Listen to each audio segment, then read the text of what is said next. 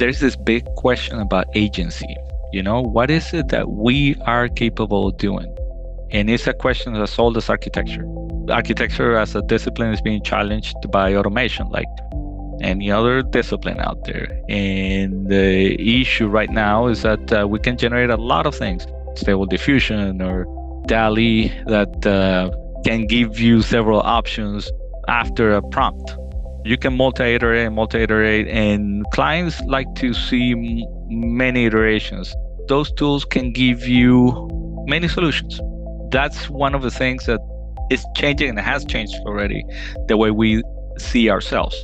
In reality, we have to select ourselves as the agent for the client, which one is the most feasible one or the best one. And that makes us more like curators, not necessarily like artists.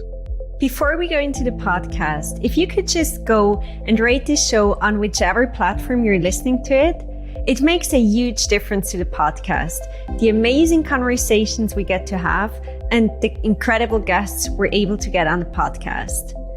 So it's probably not something you would think about, but if you could just go rate the show, follow it, or share an episode, it does make a huge difference to the show. Thank you so much. In a world increasingly facing the challenges of climate change, with the Building Green podcast, we will dive deep into the intersection of architecture, design, urbanism, and environmental responsibility. I'm Ladina Schipp, your host. I've been an architect and building site manager for the past 10 years. During my studies at ETH in Switzerland, as well as in my working environment, I've had many touchpoints with sustainability, like many of you, I guess. I've also learned to question what I've been told, which is why I decided to go deeper into the topic and uncover what sustainability actually means. My mission is to highlight the transformative power of sustainable architecture, not just as a practice, but as a catalyst for broader societal change. Subscribe for more of our content and enjoy the show. Alfonso Hernandez is Sustainability Director at Gensler, one of the world's largest architectural firms, where he focuses on decarbonization, resilience, and future-proofing buildings. Using computational tools like energy modeling and daylight optimization, Alfonso describes his work as creating a cone of certainty to guide design decisions. We'll talk about how software is reshaping architecture, why developers now see sustainability as a selling point, and how balancing upfront costs with long-term impacts is key to smarter design. Alfonso, welcome to Building Green. I'm so excited to have you here today. I've really been looking forward to this conversation because I think your work sits at such a fascinating intersection: computational tools, sustainability, and design. Before we dive into all the big ideas, tell me about your background and how you got where you are today. The closest analogy that I have is that it has been a pinball. Like, when you play a pinball and pew, pew, pew, yeah. So I grew up in the country of Venezuela, a kind of medium-sized town called Merida. I went to undergrad there in architecture. In the early 2000s, I moved to Houston, and later, a few years later, I started undergrad in architecture in Venezuela. I moved to Houston, Texas, to work in architecture, and then a few years later, I started a master's degree at the University of Houston in architecture, Master of Architecture. And then when I was finishing that Master of Architecture, was the fall of 2008. I don't know if you heard about the fall of 2008. There was a little blip in the universe. Moment for architects, right? Yeah. So I decided to continue studying, and that brought me to London. At the beginning of 2009, I applied for the Sustainable Environmental Design program at the AA, at the Architectural Association, and somehow I got accepted, and they took me in. I went to the AA from 2009 to 2011. And then came back to Houston that year. And ever since, I've been, working in sustainability. But the thing is that at the AA, I thought the name of the program was Sustainable Environmental Design. And I thought I was going to be just designing buildings with a bunch of solar panels and green roofs. And now, essentially what we did was to study a lot of computational tools that essentially allowed me to be where I am today. Right now, I'm a sustainability director at Gensler. I'm also the design resilience regional leader, one of them for this region, the South Central region, which covers Houston, Austin, San Antonio, Dallas, Nashville, Kansas City, and an informal studio in St. Louis. So that's essentially my realm in terms of sustainability. But I do projects pretty much all over. I've worked in the time that I've been at Gensler. I think is 161 projects in 30 with 34 offices in Wow. 16 countries. So yeah, and before that, I've done also a lot of international work. So it has been all over. And my specialty has been essentially just creating. I have the sustainability background. Very familiar with certifications like LEED or WELL, but my specialty essentially is to have models like energy models, daylight models, solar models, computational fluid dynamic, and also because I am an architect, and everybody in Gensler, almost everybody is an architect or an interior designer. Then we are essentially just thinking more in synthetic terms, not necessarily in analytical terms. So we grab all the analytics and turn it into something. So that part has been a great interest of mine. Like how essentially you describe all the analytics that can tell you how to optimize a building, how you essentially optimize a building with all the interrelations that a building has. Can you tell me a bit more about Gensler's mission in the context of sustainability and innovation? Yeah, so Gensler was one of the first leaders to embrace, this current iteration of sustainability, which has been driven more by certifications like LEED and BREEAM. So Gensler has been pushing that since the very beginning of LEED, say in the 1990s. Over the last decade or so, the company itself has been looking very deeply into its own carbon footprint and the carbon footprint of our projects, and we have been trying to focus on decarbonizing our own work. We are a big ship. We're the biggest architectural firm in the world. We work in pretty much all the regions of the world. We have 10 regions. In all of them have different climates and different legislations, different client bases, different markets, so different budgets. So creating that kind of flexibility to essentially track and optimize the projects is a big ask, but we're doing it. We're trying to do it. We're big on decarbonization.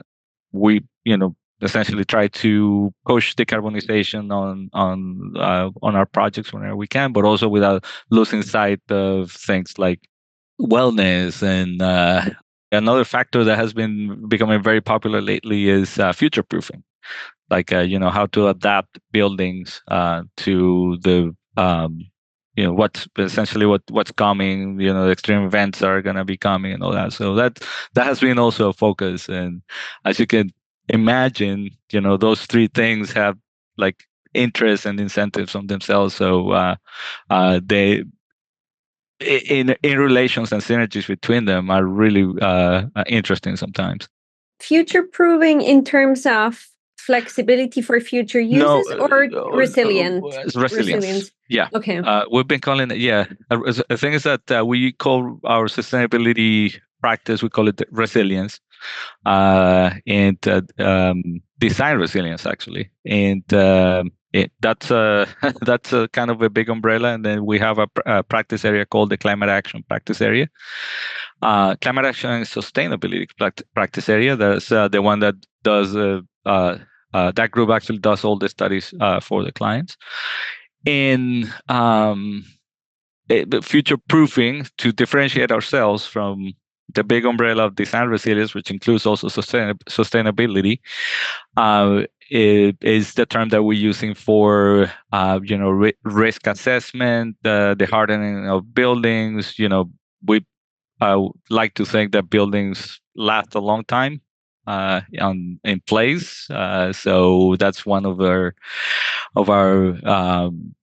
goals to try to imagine how those buildings will be in place and what it takes to be to keep the buildings in place. How are you going to replace things? How the energy footprint will be of a building, etc. And now you're leading work that blends design, sustainability, and computation. Could you paint me a picture of what your day-to-day role looks like? Like, what are the big questions you're answering when you sit down to run simulations or help guide a design team? Yeah. So it varies. No day is the same. Let's put it that way. It varies a lot. Sometimes it's just sitting down with a team and just strategize. We're gonna strategize. It also depends on the clients and on the locations where the buildings are on. So that define a lot of things. Sometimes it's just trying to figure out how to make the building more energy efficient. So we start running simulations on does it make sense to have more insulation or not? We are also sensitive about money in terms of budget. So if there is something that doesn't have a good return on investment, doesn't make sense. Like, for example, insulation is a great example that sometimes it makes sense up to a point, but then after a certain point, it's just an overkill that will make you just waste money on the front end. So we start looking at other things like so that's one. Another one is like if the focus of the client or the user is more carbon and not energy, then the difference there's a big differentiator there. We are looking at ways to reduce the whole carbon, operational and embodied carbon, which actually sometimes tend to to synergize sometimes negatively, sometimes positively. So, and then sometimes the focus is on wellness. So we optimize daylighting, and that's a wonderful exercise. It's very architectural to optimize daylighting on a building. So you've mentioned tracking energy, carbon, daylight, comfort. Yep. What else do you track? Outdoor comfort is becoming a big deal right now. It has there have been a couple of metrics that have been popularized lately, like the Universal Thermal Comfort Index (UTCI). So there are some tools that have been used by or released by some software manufacturers that allow us to assess outdoor comfort. So that's one, because sometimes if you want to optimize your the carbon, the energy footprint of the building, then you need to study if moving some of that program outside, like say you have a restaurant and you want to move more of that dining from a conditioned area to an unconditioned area, then you need to see if that unconditioned area is going to be comfortable for the user. So, and there are tools that are being developed right now that we are using ourselves that allow us to on an annual basis say yes, this space is going to be at this percentage comfortable or not. And how do you decide which parameters are like prioritized in a project? Can you kind of share a project maybe where you had to make trade-offs? It depends. It's a very dynamic exercise. Mostly, we try to tailor ourselves to the project itself, or the project or the budget of a project, or the client's desires too, because they're the ones that are going to occupy the building or sell it to someone who are going to occupy the building. So we try to assess what they're sensitive about. Sometimes they're sensitive about operational costs, so which have to do with energy. So we essentially just try to see, okay, if we're gonna lower the uh, the operational cost of how much to pay for electricity in a year, then we need to see which steps are we going to take. There are some other projects that are more about just the experience. So on those, we just focus to optimize the experience, and those are really fun projects actually. When you're just optimizing the experience and you're just treating the building as a big sculpture, and you're just letting, say, light like in the strategic places. So Like a video game with the like a VR video. glasses. Yeah. Actually, that's something that we're trying to incorporate more now. The augmented reality and virtual reality. It's not there yet, but yeah, incorporating that into some of experiences, so the client can see their iterations kind of in real time. This is something that we're just little by little pushing to get there. Has Gensler ever built a project in the metaverse? I don't know. I don't know. I don't think so, actually. I guess you would know. Me, I would know. My people would have told me if we had. But in the metaverse, it becomes a little. I guess the philosophical questions of architecture become a little more, I guess, pressing. Like, do you really need columns in the metaverse? Do you need windows in the metaverse? I guess the answer is no. Yeah. Yeah. So, do you really need architecture in the metaverse? Yeah. So back to computational design in the real world. Do Yep. you compare things like from a sustainability perspective? Do you compare embodied carbon versus energy consumption? We do when the project allows it. Yes. When the project is pursuing that. Some companies that we work with, some of our clients, actually are very sensitive about carbon metrics, and the projects that we work with them, then we have to provide the dual the dual number. And the wonderful thing about embodied carbon right now, about carbon in general, the carbon conversation, is that this year, 2024, at the end of 2024, we have a lot more metrics, and the methodologies actually are being refined. The carbon conversation is not the same as it was 5 years ago, for a variety of reasons. One is that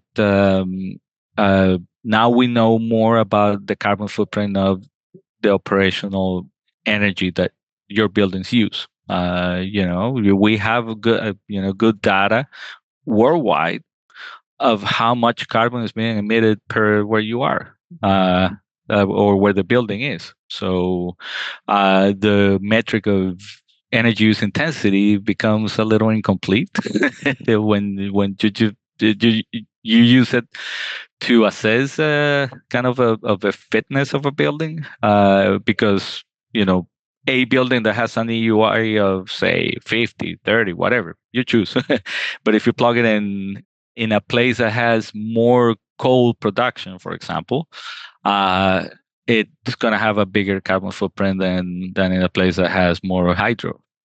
So that's a wonderful thing to do. And also the data on the embodied side is being refined little by little. More manufacturers are producing environmental product declarations that track their own embodied carbon, like how much carbon they're emitting during manufacturing, during transportation, all that stuff. So that is encouraging, because you see also the synergies between the two, right? Sometimes we have we think that we are optimizing, and we're not. We are essentially just moving from up the operational side to the embodied side, or And vice versa. yeah. Yeah, And so, but it's interesting to know, or it's good to know that you don't only track like materials that are built yeah, in, but also like to transport gray yeah. energy and all that. Yeah, depending on the project, but yes, if we are attempting to do, I think that what's called scope 3, and that's when things get real, when you're analyzing also the transportation portion of a building. We do have an internal tool that is available for everyone, called the Gensler product standards, that actually tells you kind of targets on embodied carbon for elements like carpets or enclosures and stuff like that, and it's open to the public. That's cool. Yeah. I'll need the link and I'll put that in the Oh yeah, description. yeah, yeah. I Yeah. will, I will, I Yeah. will, I'll send you a link. Yeah, Sounds cool. And yeah, so some of the metrics you track, like comfort, are yeah. more qualitative than quantitative. Yes. How do you evaluate these aspects and how do they kind of influence the design decisions? Quantitatively is easy, because it has a dollar sign or some sort of a currency or measure attached to it. Qualitatively, that's when it becomes a little tricky, because that, say, you have a heat map, and you know that this portion is performing better than that, and with that one we'll need some tweaking, versus that portion of the building. um, that that one becomes more, I want to say that it's even an artistic effort. When if you're painting, if you paint, so if you're painting, or even if you're cooking, or trying to play a song on an instrument, you will know when things are not in place, right? So it's the same when you're trying to qualitatively assess and optimize something. You know when things, and the experience actually gives you that. When it's not when it's not right there where you need it to be. So That's the architect talking. right. So yeah. But architects are not artists, by the way. So, how are computational tools transforming sustainable design? I think makes them it makes a sustainable design truer, Mhm. more tied to reality, I want to say, because it it allows us to strategize, synergize, all the big words, uh, from an abstract idea to reality. Is There actually that middle portion, when you have an abstract idea. I want my building to be net zero. That's an abstract idea, and we need all these tools to make the building, to strategize, because buildings actually cost money, and buildings are gonna be used by people. So essentially, we need all these tools to essentially see what the best path of design is to get it built. So, and I think, right now, there are so many tools out there that have been, worked out with so much granular data that, we are close to. I don't want to say we are describing a reality. We're not predicting reality. No tool predicts reality. And if we were predicting reality, I wouldn't be an architect. I probably would be a Wall Street broker. That'd be- but tools, these tools actually get you an idea of, how how certain some ideas can be. I always like to liken these tools to when you're uh, uh, tracking a hurricane. If you Google, spaghetti model for a, a hurricane, so essentially it's just a potential paths that a Mm-hmm. hurricane could have depending on different parameters, right? Well, those are simulations. And what they're doing is that they're more or less telling you where the hurricane will be. So you have a certainty. You the hurricane, they don't tell you, the hurricane will land exactly there in the middle of Houston. No, they don't tell you that. They tell you for what we're seeing, it will the cone of certainty will make the hurricane land, between this city and that city. So, and there are percentages and all that. I want to say that simulation tools, all of them, are telling you that because you know, you can change, you can tweak little things, you can have better or more detailed models on some things, or more detailed data on other things. And produce different results. But if you put all of them together, it's like if you model a building with different tools, they will tell you the cone of certainty, a cone of certainty. You will have this annual energy use. You will have this daylighting. You have this carbon footprint on a model. Not in reality, but with a certainty, a certain certainty. Let's put it that way. If you're enjoying the show, I have a small favor to ask that would mean the world to me. By rating and sharing the podcast, you're helping us grow and spreading our mission of making sustainability really desirable and cool to a wider audience. Besides of that, imagine impressing your colleagues with the latest insights on sustainable architecture. So make sure you follow the podcast and become the most informed in the room. Thank you so much for your support.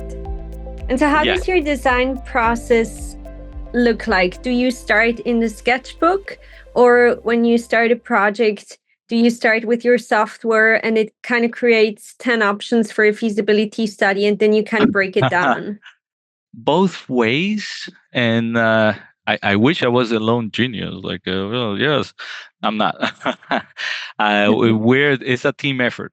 So essentially, we could start both ways. We could start with the darling object, where essentially what you do is optimize that object because it's a darling object. You want to keep it till the end, like that. Nothing wrong with that. Actually, a lot of people design that way.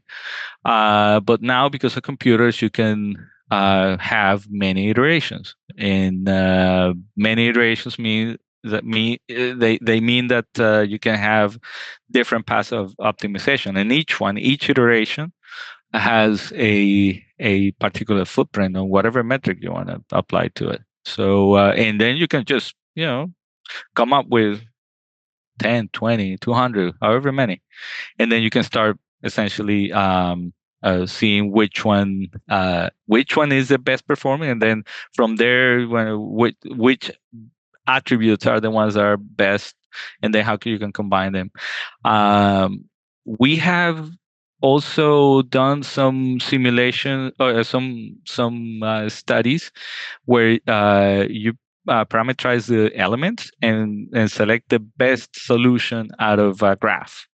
So if you're there's this study that we did for shading and a project in Chile. It was a team in California, and essentially what they did, they wanted to have more shading for less material, and they were working with perforated metal. So what they did was to input the depth of a panel, how big the perforations were, and so that's 1, 2 depth of the panel. I think the amount of direct sun that was falling on the facade. So there were the 3 parameters, and just random, and selected the best combination of the 3. Cost was not included on that one, but you could include it if you have that information. I want to say you can include it also. And in a range from 1 to 10, how often does it happen that the computer tells you this would be the best option, and the team of architects says, we want this. Wow, happens a lot. It happens a lot because I want to say that there's a there's this big question about agency. What is it that we are capable of doing? And it's a question that's old as architecture.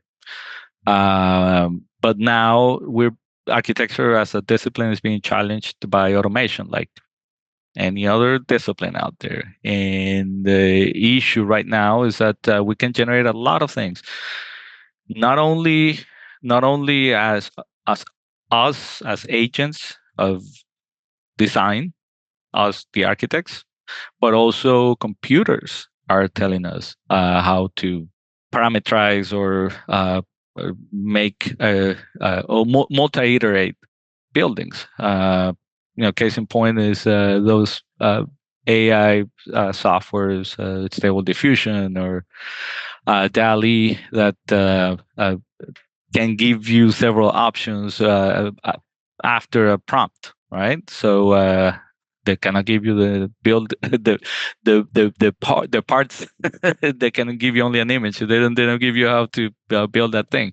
But you can multi-iterate, and clients like to see many iterations. So many times, yes, then the most efficient one or the most optimized ones is not the one that we go for. But then, that's not the end of our world. We can find the attributes of the one that they choose and at that step of design, and then continue optimizing that one as well.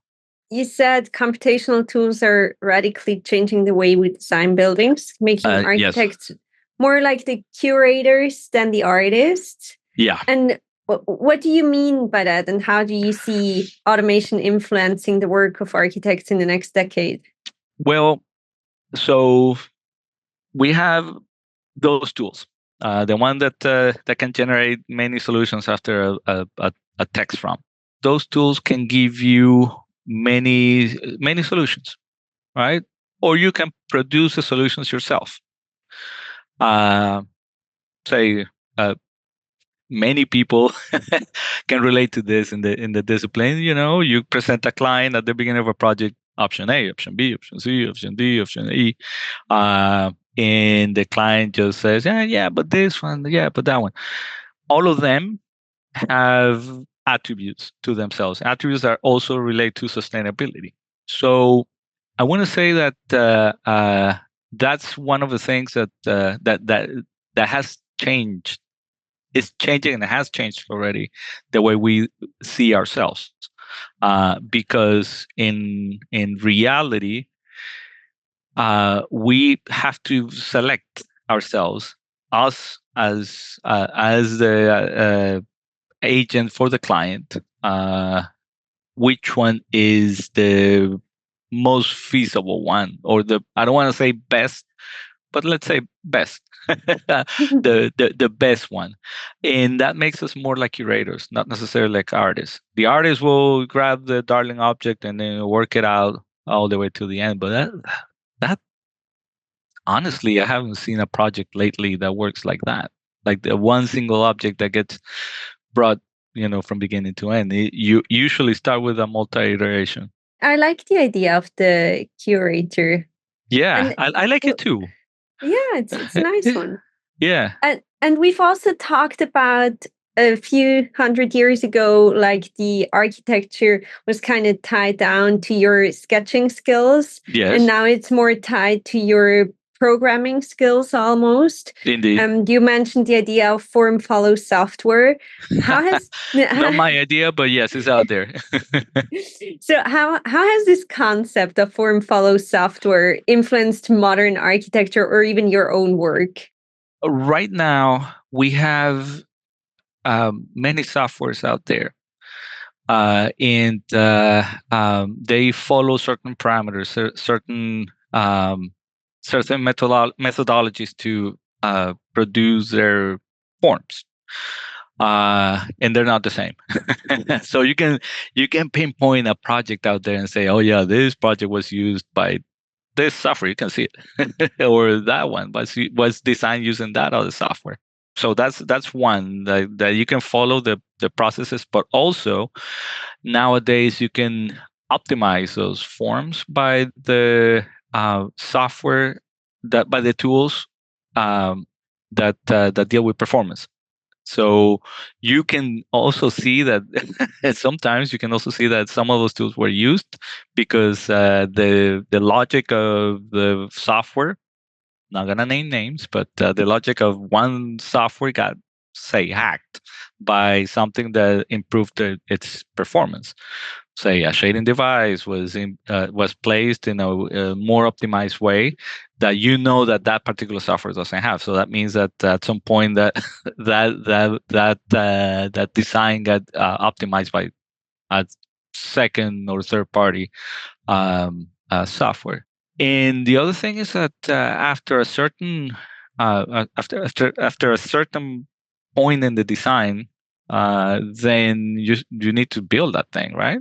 So that gets even more complex because now we have been building information modeling that can tell you anything about the software, and you can also optimize that. Actually, when you do embodied carbon analysis, it's from those models. So like the detailed one, the really detailed one, is from those models. So um, and then you can still be optimizing that.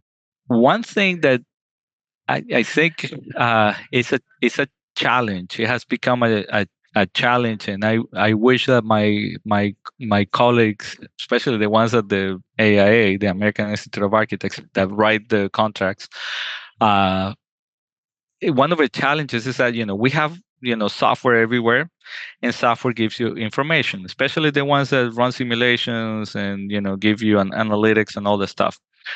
In computational design, when you have those analytics, essentially it's a feedback loop. You have a workflow. It feedbacks on itself. You produce new information. Feedbacks on itself. You produce more information, and so on. A traditional architecture process is a linear process. It's not a feedback. It's a linear process. You start from programming, go to concept design, schematic design, design development, construction documentation, value engineering, construction administration. It is very linear. So the challenge is how to essentially reconcile those two, because there is valid processes that come from iterating something, and iterating throughout the entire process. I mean, you can iterate things when you're on construction already. So yeah. And do you think it's the role of programmers to make sustainable elements easier to use? There are many people out there that are making things more easier to use, so the general public can use them.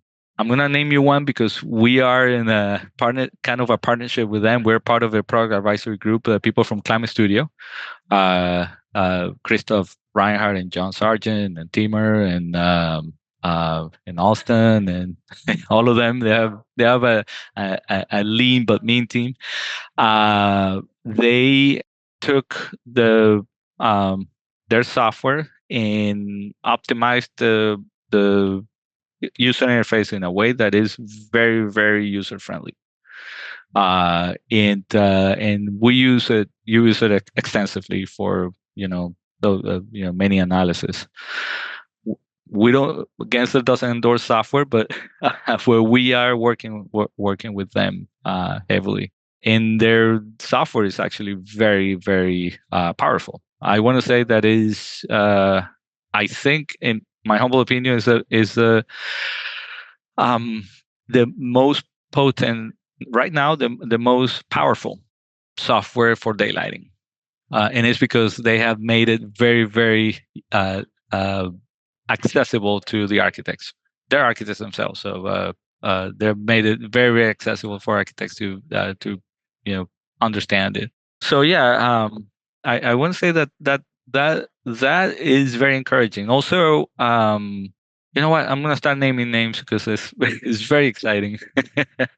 Our friend Mustafa from Ladybugs, and Chris Maki, they have done a great job in making anything that is related to sustainability and let's call it climate tech available to people who use Grasshopper, and that is a wonderful development.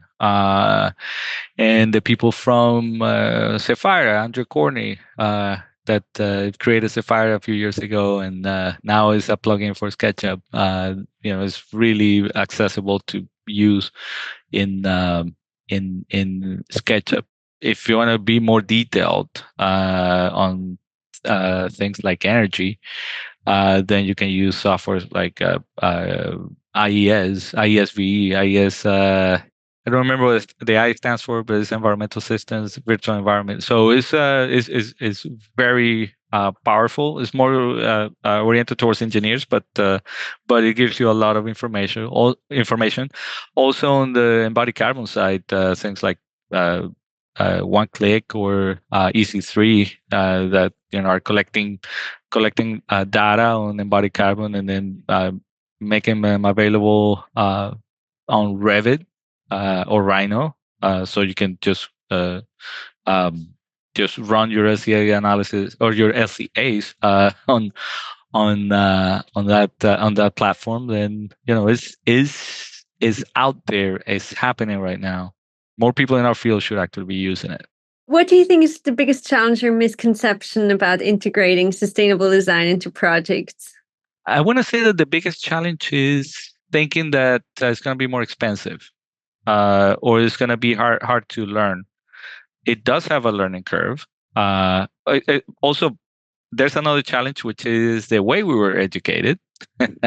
We architects were educated like artists, and thinking, in school, you think that your darling object is the one that is going to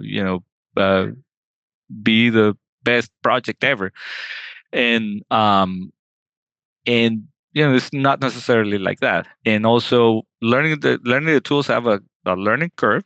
They do, like any other software. uh and I want to say that not knowing what things are capable of doing, I guess I want to say lack of exposure, but I may be a little unfair by saying that. But the software is out there, and little by little, people in our field, especially architecture, can break that field. Oh, the other thing is that thinking that this is engineering stuff is not. When we should become a little more barrier breaking in that sense. Like we could become more trans borders, like yes, fine, even if it's an engineering tool, let's own it, and own that part of engineering that is integral also to what we do, because it does affect our finished designs. It will affect our finished designs. You just mentioned costs, and I Yeah, think earlier you told me that your involvement kind of often ends once the building starts getting built. right, But how do you balance kind of first costs, like the initial investment, right. versus operational costs when you Yeah, advise clients on sustainable design choices? yeah. So one of the wonderful things that happen out there is that, and by wonderful, I'm being a little sardonic, is that many ideas, many sustainable quote unquote ideas, get shut down because of cost.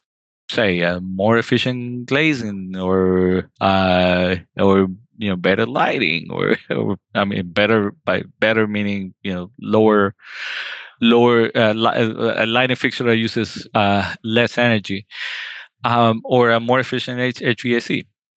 So the issue there is that you're not reducing cost.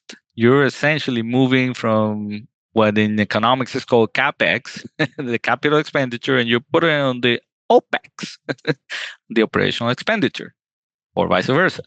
Many sustainable projects, what they do is that they move from the OPEX to the CAPEX.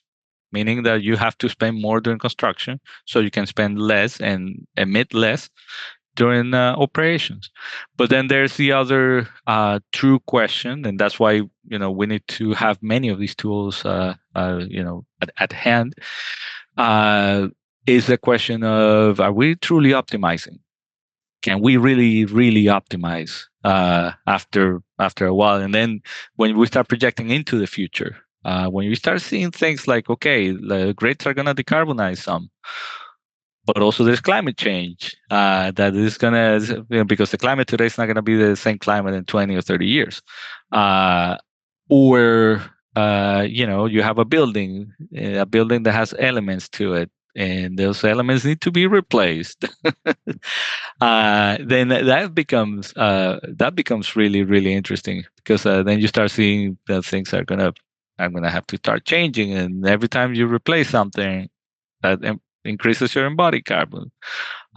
In the game of on the operational side, the game of climate change versus decarbonization of the grids, if it indeed happens, then it creates kind of a balancing game there too. So, in short, I want to say that sometimes, or I want to reiterate that sometimes you're not making things cheaper. You're just moving from the capital expenditure to the operational expenditure, or vice versa.